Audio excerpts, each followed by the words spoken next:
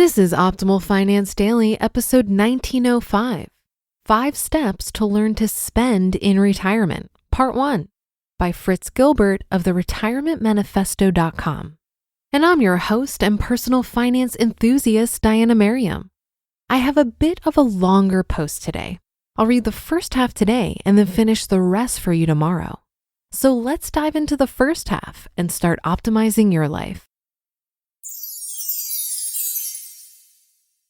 5 Steps to Learn to Spend in Retirement, Part 1, by Fritz Gilbert of the retirementmanifesto.com.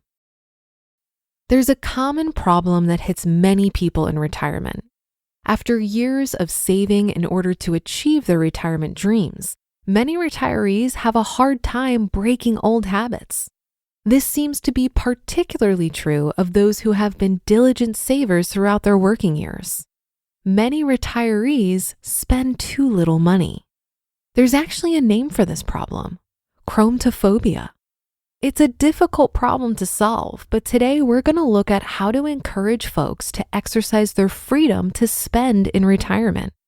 You've worked your whole life to reach this point. Don't let fear and anxiety crash your retirement party. My wife and I have been intentional in trying to learn how to spend in retirement without worry. And I'm hoping some of the lessons we've learned will help those of you who are also trying to learn to spend in retirement. Like Brian, who recently sent me this comment in an email. Quote, "It's amazing to me that trying to sensibly increase the spend rate actually seems like work. We're going to make a concerted effort to spend more this year, with most of it coming from travel." End quote. This post is for all of you Brians out there. My thoughts and lessons on how to learn to spend in retirement. It's time to enjoy life while we still can. I have a persistent memory from childhood. I was a young man still in elementary school. Between some odd jobs and my weekly allowance, my savings were starting to grow. I remember emptying my piggy bank and counting how much change I had saved. I'd carefully stack the coins into $1 increments and build the piles on a card table in my room. Once they were all stacked, I'd count them up. I enjoyed watching the numbers grow. From the age of 10 until my retirement at age 55, that habit became deeply ingrained. Automated savings, careful spending, consistent tracking of our annual net worth, decade after decade. Starting with nothing, I was successful in achieving a dream. I was able to retire early. The diligence has now been rewarded. I realize many never enjoy that luxury, and I consider myself blessed. But I also realize the fact that my situation today is a result of a decades-long commitment to making savings a priority. My heart goes out to those who face a life of poverty, and I realize the topic of today's post could cause some animosity among those who are struggling. I'm sorry for your situation, and I respect how these words could make you feel. I also ask that you recognize the decades of sacrifice I've made to arrive at my current situation. I suspect many readers can relate and have made saving a priority over the decades. We each have our own journey, and today's post is focused on those who have a deeply ingrained savings habit that they're now struggling to break. If that doesn't apply to you, focus on my other posts that can help you, such as how to retire in 5 simple steps. What's your why? It's appropriate at times to ask why. This is one of those times, and it's an important question to ask before we get into the 5 lessons on learning how to spend in retirement. Why did it matter if those numbers were growing when I was younger? For most of my working life, the answer was, of course, so I can retire someday. Now that I've retired, there's value in revisiting the why. It's changed, and it's important to recognize that fact. My goal is no longer to build a bigger pile. I've achieved the goal. I've won the game. It's time to change the strategy for my second half. As I think about my why for my retirement, I'd summarize it as follows. My goal is not to die with a bigger number. At the same time, I want to ensure we don't run out of money before we die. My goal is to enjoy life, especially the limited number of active years we have remaining. I've broken the chains that once tied me to a desk. It's time to enjoy the freedom I've earned. I also want to become more generous, to leave a legacy of helping others.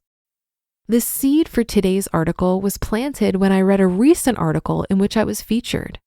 The article from Vested magazine titled "Striking a Balance on Spending" contained the following quote. During his working years, Fritz Gilbert was a super saver. He socked away an average of 20% of his earnings and invested carefully. But when he retired from a 33-year career in the aluminum industry in 2018, he and his wife Jackie switched their mindset. Within the confines of their carefully constructed financial plan, they became unabashed spenders. End quote. As I read those words, I realized my why has changed. The article helped solidify in my mind the importance of that change and led me to write the words you're now hearing. My dedication to the new why was reinforced when I lost my dad last month. He lived a good life and made a big impact on me. I realize our time on earth is limited, and it's important to identify our priorities and live life accordingly. I hope my dad would be proud. Both factors led to my decision to summarize the changes we've made to support our new why, in the hopes they can help others who face a similar situation. What's your why? It's an important question to answer, and I encourage you to think about it. More importantly, I encourage you to be intentional in aligning the steps you're taking with the goals you've identified. If you, like me, have decided your why is no longer focused on increasing your net worth, what steps are you taking to align your activities with your new priorities? 5 steps to learn to spend in retirement. Hear those on tomorrow's episode. You just listened to part 1 of the post titled 5 Steps to Learn to Spend in Retirement by Fritz Gilbert of the retirementmanifesto.com. This article reminded me of a popular book within the FI community titled Die with Zero by Bill Perkins. Bill says, quote, "If you spend hours and hours of your life acquiring money and then die without spending all of that money, then you've needlessly wasted too many precious hours of your life. There's just no way to get those hours back. If you die with $1 million left, that's $1 million of experiences you didn't have. And if you die with $50,000 left, well, that's $50,000 of experiences you didn't have. No way is that optimal. The question we must all answer is how to make the most of our finite time on earth." End quote. He also makes the argument that rather than leaving your children a large inheritance when they're middle-aged and likely already financially established, you may consider giving your children whatever you have allocated for them before you die. That way you can give when it will have the most impact on their lives. It seems like there's this tricky balance between spending enough to enjoy your retirement and making sure that your money lasts the rest of your life. Since none of us have a crystal ball and know how many years we have left, it can make planning for this challenging. My friends who are retired and actively drawing down from their portfolios tell me that they integrate flexibility in retirement spending. Their fixed costs are relatively low, and if they're going to splurge, they do so in areas that are easy to pare back if needed, like vacations. This way they make sure they're enjoying their retirement, but they have the confidence that they can reduce their spending without much effort if need be. Well, that should do it for today. Have a happy rest of your day and a great weekend, and I'll see you tomorrow where we'll finish up this post and where your optimal life awaits.